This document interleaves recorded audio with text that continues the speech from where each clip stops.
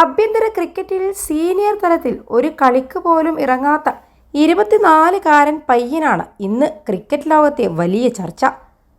Football തട്ടകമായ മലപ്പുറത്ത് നിന്നും ക്രിക്കറ്റിന് മേൽവിലാസം കണ്ടെത്തിയ പെരിന്തൽമണ്ണ വളയംമൂച്ചി സ്വദേശിയായ വിഘ്നേഷ് പുത്തൂരാണ് കഴിഞ്ഞ ദിവസം ധോണിപ്പടയെ വിറപ്പിച്ചത്. IPL-ലെ താരലേലത്തിൽ സർപ്രൈസ് എൻട്രിയാണ് ഈ മിടുക്കന് ലഭിച്ചത്.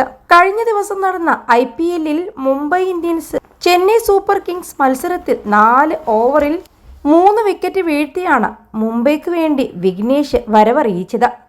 ആദ്യ ഓവറിൽ ചെന്നൈ നായകൻ ഋതുരാജ്, 2-ാം ഓവറിൽ കുറ്റനടിക്കാരൻ ശിവം ദുബെ, 3-ാം ഓവറിൽ ദീപക് ഹുദ ആദ്യ മത്സരത്തിലൂടെ ധോണി അടക്കമുള്ള ഇതിഹാസ താരങ്ങളുടെ അഭിനന്ദനം ഏറ്റുവാങ്ങി പ്രതിഭ തെളിയിച്ചു. ഇതുവരെ കേരളത്തിൻ്റെ സീനിയർ ടീമിൽ പോലും കളിച്ചിട്ടില്ല വിഘ്നേഷ്.